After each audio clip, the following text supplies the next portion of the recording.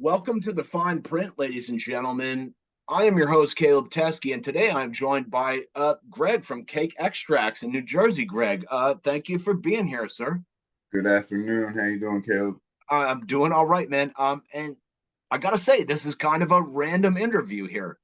We met through Instagram, and I was curious about your page, and so here we are. So I was wondering before we talk about anything serious, if you would give us a 5 minute life story. Yeah, so basically, it's pretty much, I'm from New Jersey. I've been in the cannabis industry since being 12 years old, being a consumer. Well, Um, you know, uh, I played sports when I was younger, got into construction early, and, got caught up in some drug stuff. And basically, the past 5 years, I've uh, I've allowed cannabis to help me with recovery, things of that nature. So it's kind of where we're at right now, where we have a private member association in New Jersey and in Maine, and that's where we're at right now. mm-hmm. You got some contacts up in Maine. Yeah. I like So your basically, shirts, by the way. Is that your T-shirt? yeah, this was with this 3 years ago. I made this up. Oh, The nice. idea of cake came basically because we seen at the time, myself and my girlfriend, that cookies was the most popular brand. So we were like, all these people kept asking, what is the brand of your company? What, because actually, let me go back. So Yeah. uh, we started about 4 years ago in getting into the cartridge industry, the carts, because we saw how convenient of a product it was, but the problem was the reliability getting true Delta 9 in these carts.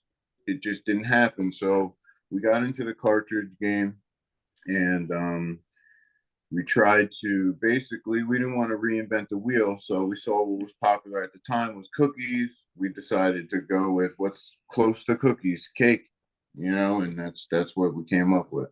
Mm. And, So boy, I just talked with a guy the other day who was talking to me about some of these sort of knockoff vape carts, which does seem like in the illicit market, it does seem like there is a lot of that.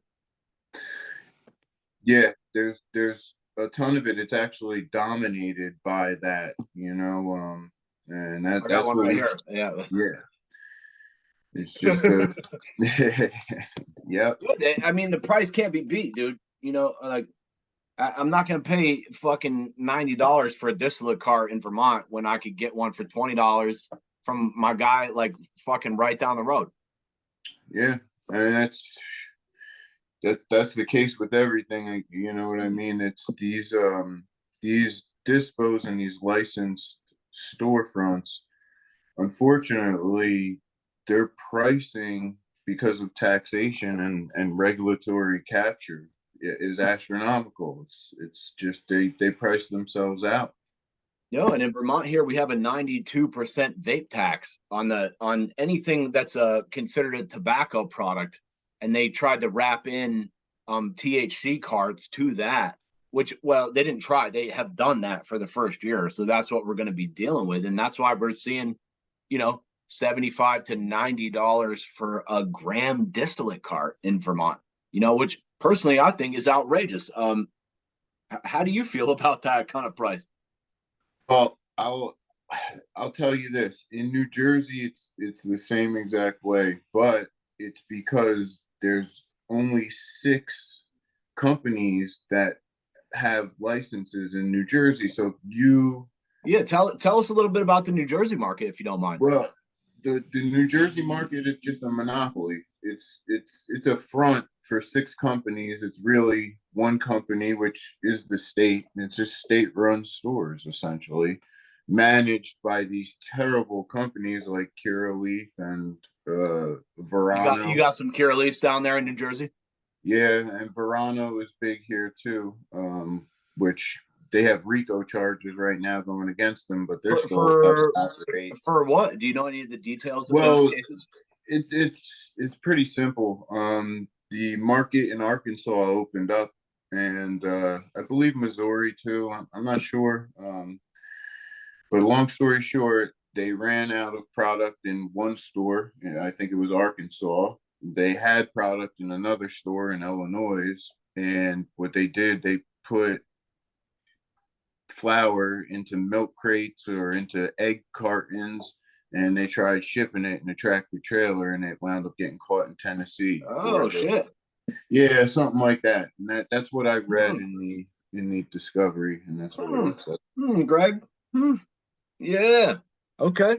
But they're still allowed to operate. They're literally in my same county that I live in here in Jersey. They have a monster cultivation site, um, but it's riddled with powdery mildew and mold, and everything has to be remediated that comes out of there. And look, Are these medical facilities? What are we talking? so they started as medical facilities because that was the only thing allowed in Jersey. And so the medical facilities down there are turning out moldy weed, powdery mildew weed. Yeah, there's no way to basically to avoid it because of the turnover rate from employees is so crazy. They can't hang on to employees, so they can't train people in proper sterilization techniques for their rooms. Hmm. So the rooms don't get processed properly. So post harvest, we would spend 2 days, sterilizing this room where they would just switch stuff over in hours. You know what I mean? And you take shortcuts and you're going to wind up with problems. Do you feel like in any way that that creates an unsafe work environment? It's a complete unsafe work environment. But from a and that's really why the turnover rate is so high at these places, and they're constantly having hiring events. It also seems like they like to lay people off right before their benefits kick in. Well, if if your company, you have to take shortcuts. No matter if you're failing, you have to find shortcuts, and that's one way to take a shortcut is to not kick in what you offered. You get out of your contract with that person just in time to not have to kick in the benefits. Hmm. Damn. And that just seems like But there's no and accountability. So they're too. So it's the same thing like in 2008 with these banks. The banks are too big to fail. We have to bail them out. Well, if there's only 6 licenses in the entire state, what happens when these guys fail? Do you just give licenses to new people? No, you bail these 6 people out because and that's what they paid money for was, hey, we want to especially if be they're doing. providing medical patients, I feel like that might give them extra leverage to encourage the government to maybe bail them out. Well, that's yeah, definitely. Okay, cool. Yeah, I you don't have to comment on all that, but like boy, that's fucked up, man. And Yep. I know But in that's listen, Illinois, that's in every state and in every multi-state operator cultivation site right now. The standard operating procedure is to remediate anything that is harvested essentially. let me ask you this, Greg. Do you feel in any way like remediation is a way for bad growers to cover up their bad growing? It's the only way. Well, California's been doing it. California's way used to be put it in a box and get it out to the East Coast because they'll smoke anything, or get it to the Midwest, right? But now these companies, these multi-state operators, they can't do that. You know what I mean? So they need a way Uh, to pass these state things, and mm, remediation is the only way. It's the mm. only way for them. Mm. And I've seen a number of different remediation techniques from um, X-rays to lemon juice to fucking Myox and different things. Is there anything I'm missing there that you know about that I haven't heard of? Well, there's tons of things you can do during the cultivation process. The remediation that I was referring to was the X-rays that you're talking about, Mm. where Yeah. they blast microwaves essentially. You're basically microwaving the cannabis. Right, which I've heard is safe, but also might totally degrade your terpene profile or something like that. Well, it definitely it degrades everything. What we're finding out about microwaving and then consuming that microwavable product is you know, it's really not healthy to consume something that's Mm. been microwaved. It You know, and changes the biology of that product. It has the same thing with food. You and shouldn't I be got to tell you microwaving food. personally, Greg, I've stopped using the microwave, and I almost Right. talked my girlfriend into throwing it away because I was like, we don't need that really. Like, oh, we can heat up food on the stove, or also, like, It's just an extra convenience, but what do we get? We're losing the biology. The genetic makeup of that food is being altered through those microwaves. mm, It's the same thing with cannabis. There's no mm. difference. Right, and that's what I've read as well, is that it's basically like nuking the vitamins and minerals out of your food. And I don't know, Radiation. It's I radiation. and I don't want to act like I'm an expert on that, but I have read it a little bit about it, and those are the claims. It seems. Yeah, it's radiation essentially. So we're Microwave now radiation. microwaving the weed to make up for guys who, and boy, that drives me nuts, man, because I feel like that gives an outlet to people who are not skilled to grow a shitty product and then remediate it and never have to address the fact that they are not skilled in growing. Do you have any thoughts on that sentiment? No, that's precisely correct. So there's no accountability to that grower. The companies actually encourage. The companies are the one guiding these people who are entry level at best, right? So when you bring in somebody entry level, you can tell them, indoctrinate them to do whatever you want, and they wouldn't know any better. So they take advantage of those people, and the minute those people learn what's really going on, they usually quit, or by that time the company wants to get rid of them or give them the axe because their benefits are coming up, like you talked about, right? So they never acquire experienced growers in there. And Mm. anybody and that goes to work for these companies, they get fed up working for them and they wind up quitting. So these companies never actually get a standard operating procedure that is even Huh. for human consumption, No, really. and that's a great point, dude, because like I've said this for a long time. I've said there's fucking weed growers that don't know the first thing about business, and there's business owners that don't know the first thing about weed. But like, boy, boy, man, no, that was a good point there.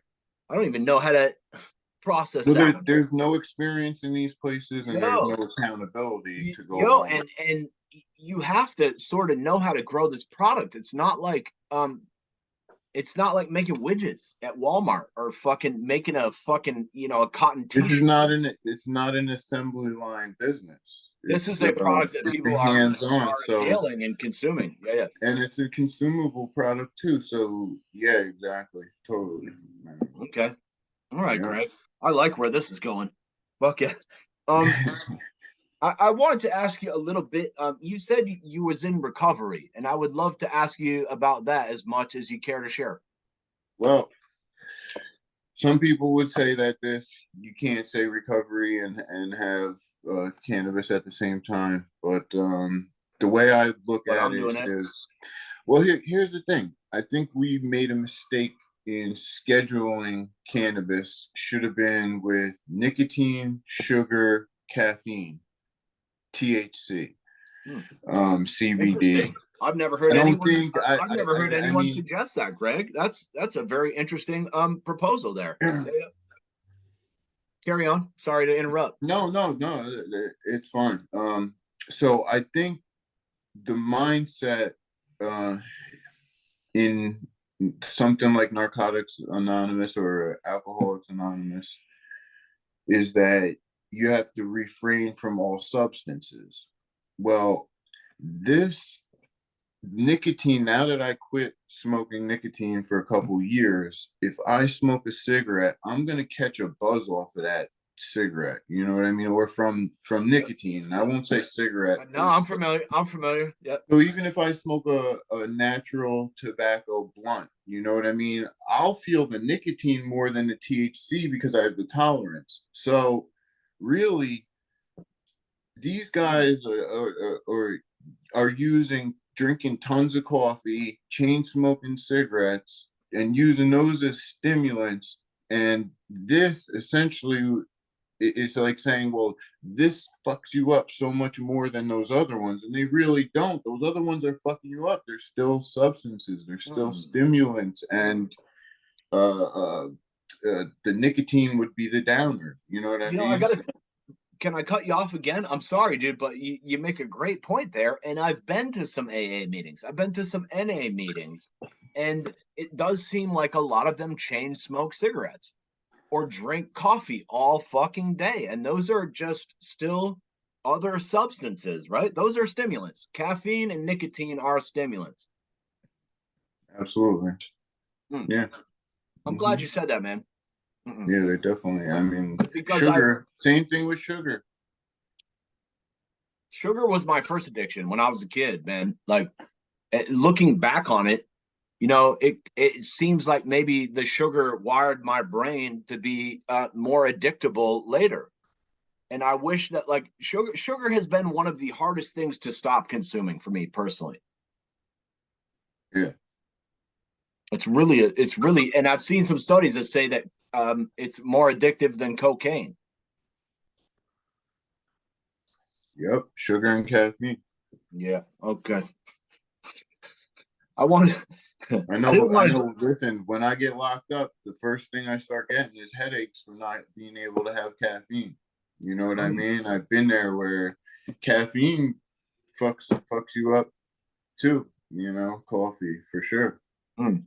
When I was in college, my friends worked at UMass Medical School, and they used to get raw vials of caffeine powder and bring them home. Uh,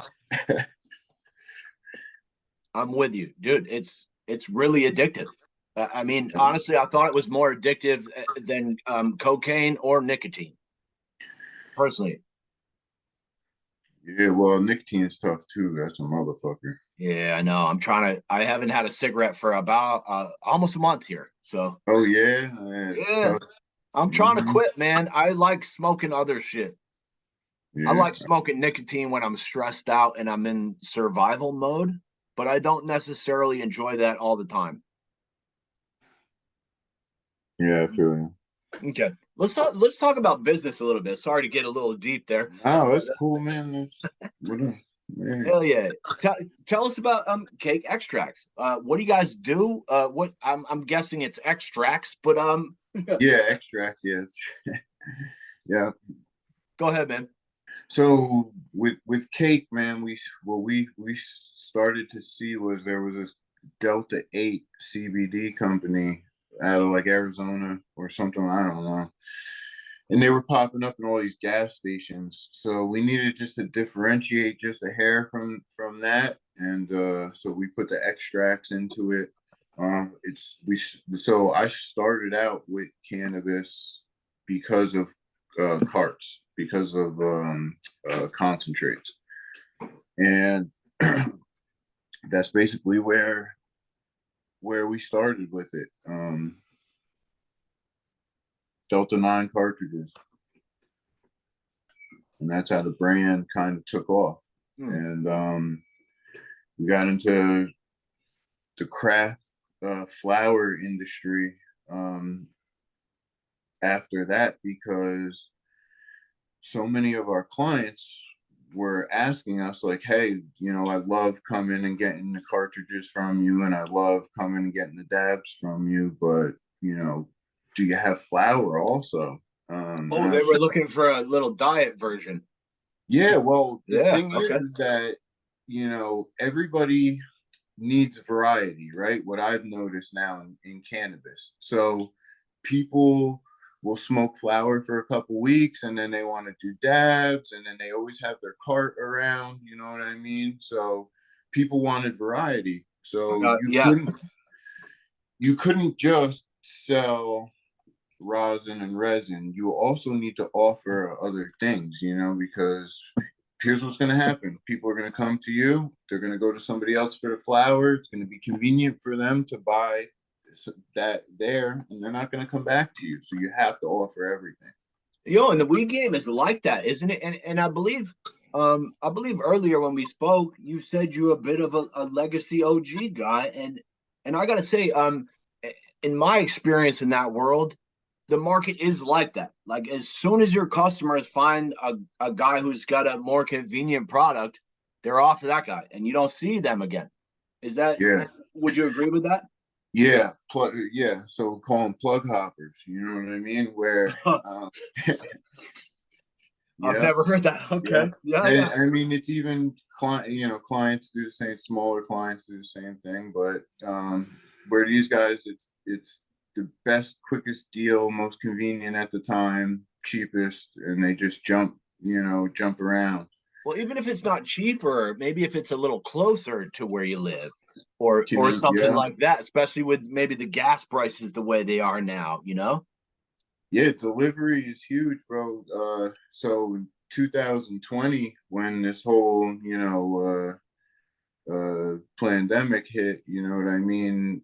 Basically, what I offered to people was I said, listen, I'll offer you contactless service, you know what I mean? And where other guys were finding it difficult, we, took off. Um, Hmm. and, once people started to loosen up and they came back to in person, we really were ahead of the game then. Because of the services that you offered before. Yeah, because of the services we were able to offer before, and people So were. you actually built a customer base. We built the Crazy. customer base, yeah, and the cartridges helped people. So somebody got um, introduced into cannabis through the cartridges.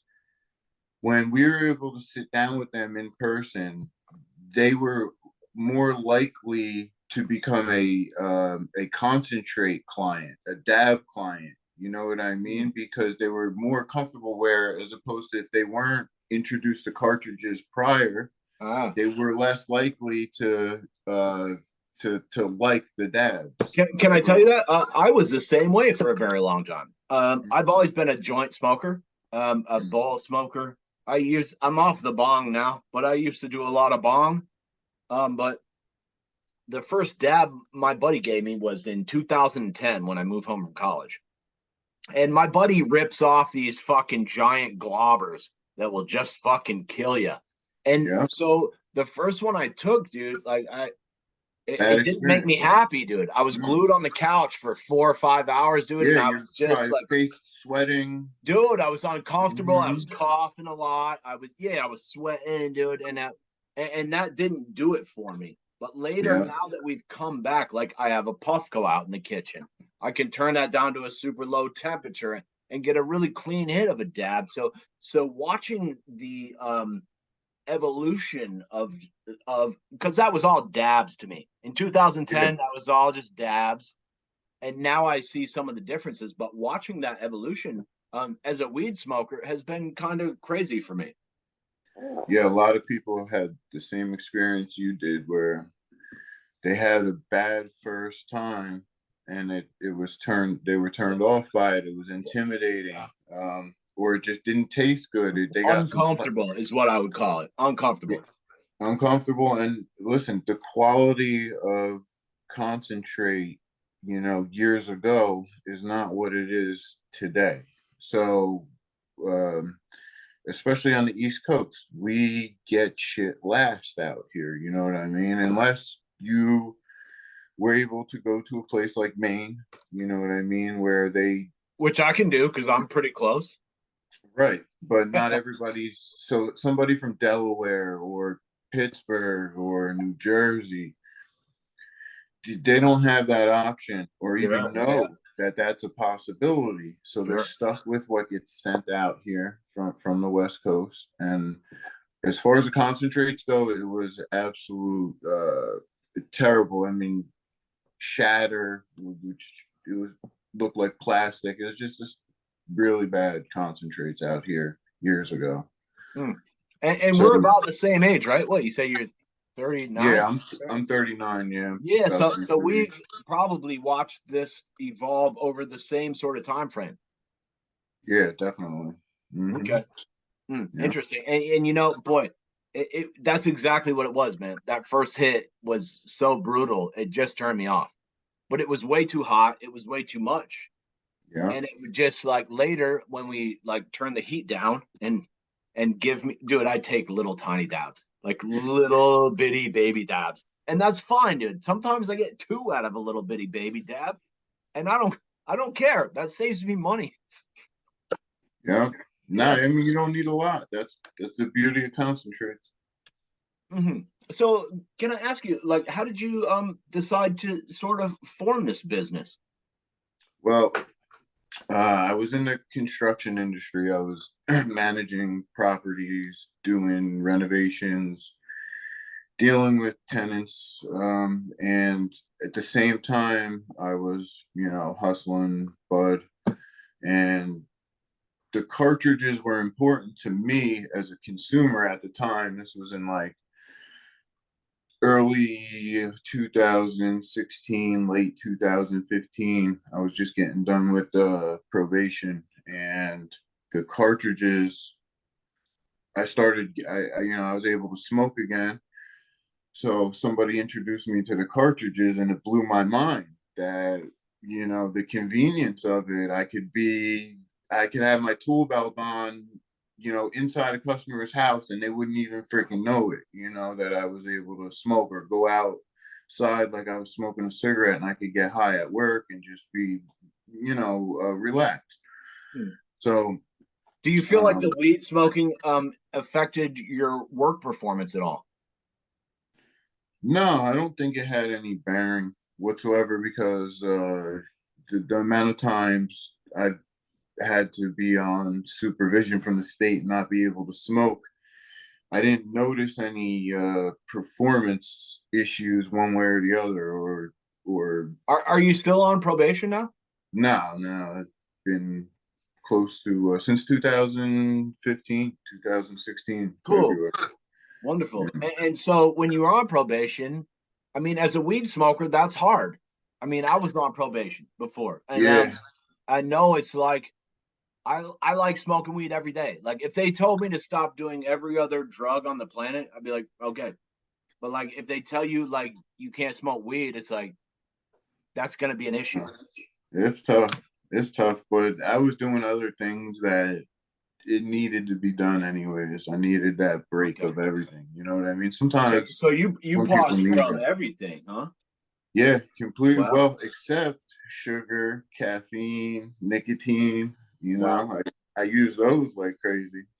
Yo, thank you for admitting that. I feel like a lot of people don't even acknowledge that those are substances, and Wow. those are for sure all stimulant type of substances, right? Like, Hmm. and not to say you're using them in that way, but I mean that's just kind of the effects that they have. Yeah, same thing. Wow, wow, okay, cool. Fuck, Greg, I wasn't ready for that. Yeah, bro. Let me see what else I got here. Um, at one point when I talked to you earlier, you talked about the cream rising to the top of this industry. Well, so yeah, so well, right now, we're faced with this regulatory capture with these multi-state operators dominating the legislation and the legal market. Um, what you're gonna find is, um, in a world of remediated marijuana, the person doing the craft product is still going to is not going to lose any market share to those companies. So that cream is always going to rise to the Hopefully. top. Well, it,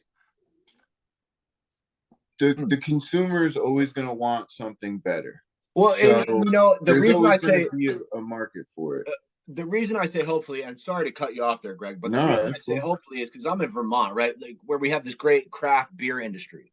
But Mm-hmm. I also see some of those same fucking giant breweries coming after our craft breweries here. Like after a little bit of time, it's like they let it pass, and then it's like, yeah, we'll give them like 10 years, then we'll come buy it later, or something like that. And that's what I worry about personally. But I do hope that you are correct there. And I Well, and especially with weed, like I feel like weed is a product where educated smokers really like, I've been smoking since I was 12, dude. We're pushing, we're pushing 4 decades here, or three and a half. Yeah, I don't know. But three.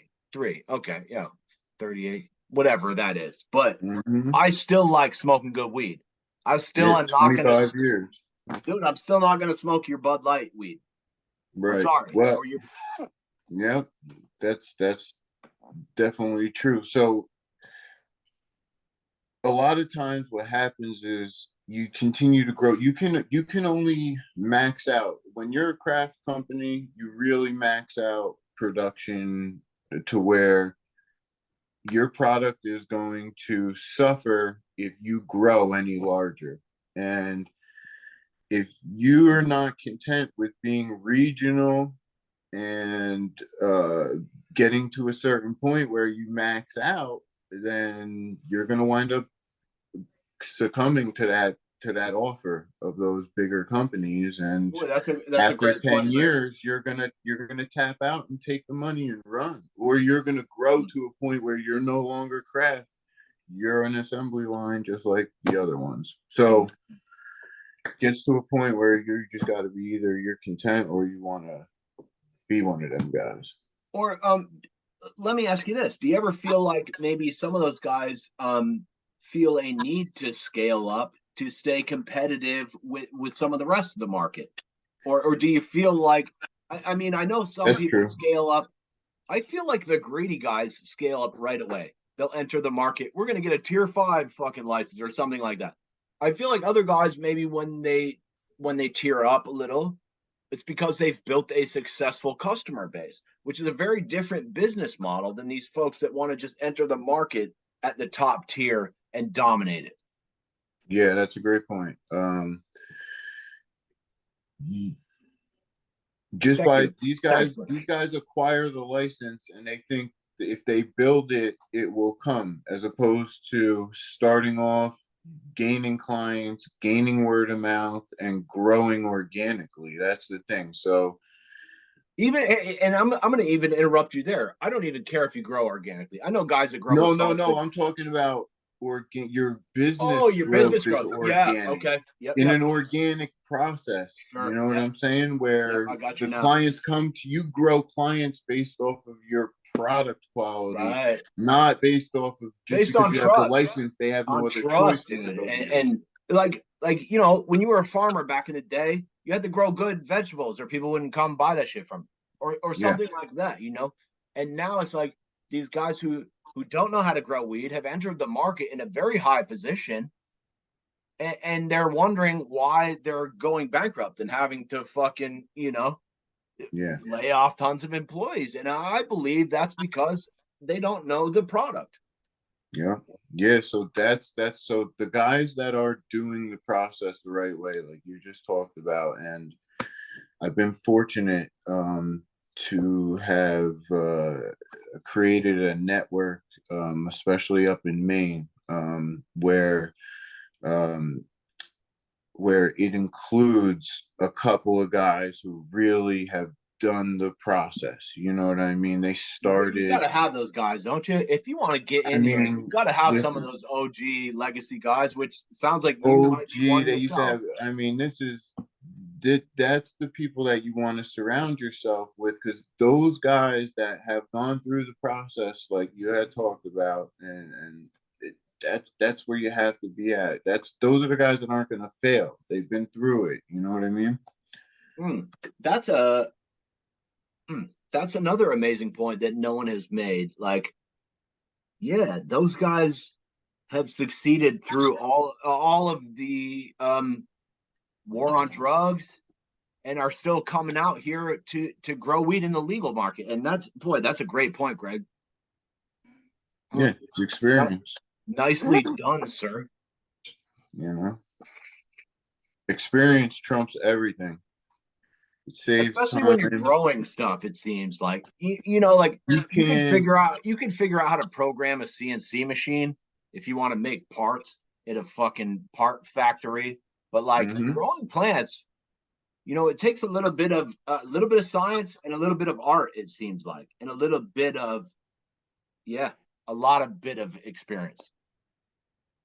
The variables change constantly, so you have to be hands on. So it, you can automate the system as much as possible, but without the proper supervision, hands on experience, you know, you're never going to get that product.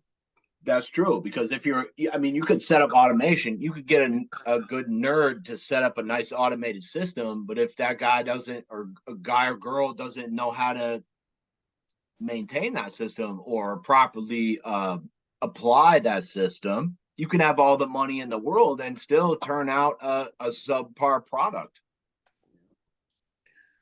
Yeah. Yeah. Okay.